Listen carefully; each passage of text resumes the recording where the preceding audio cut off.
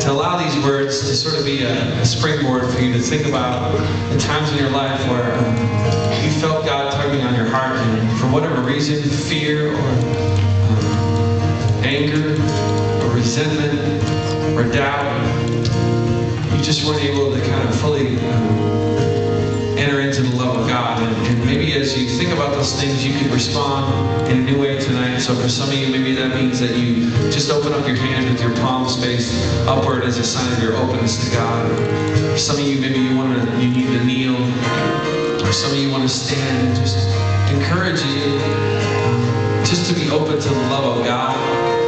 The things that we feel in life, the suffering that we feel is real, and God knows that, and He doesn't expect us to ignore it.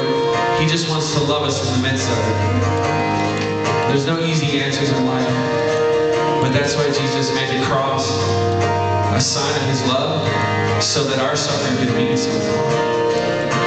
And despite it, we could still encounter the love of God.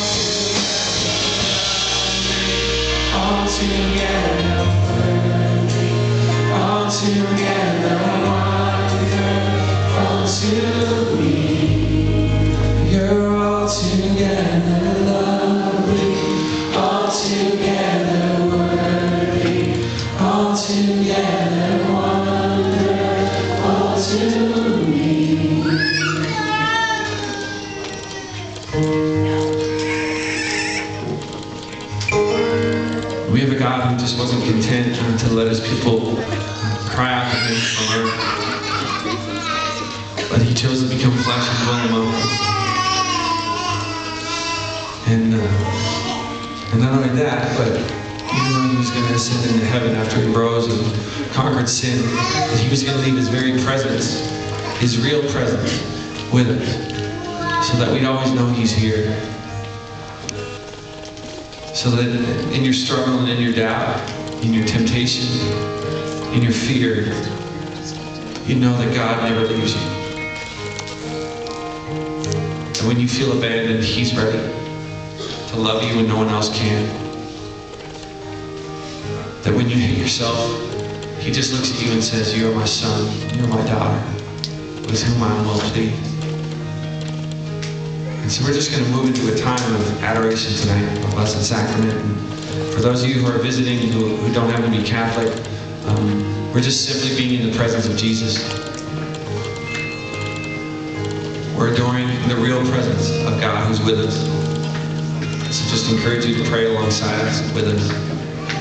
So I'd ask you to kneel, just as we prepare and deal with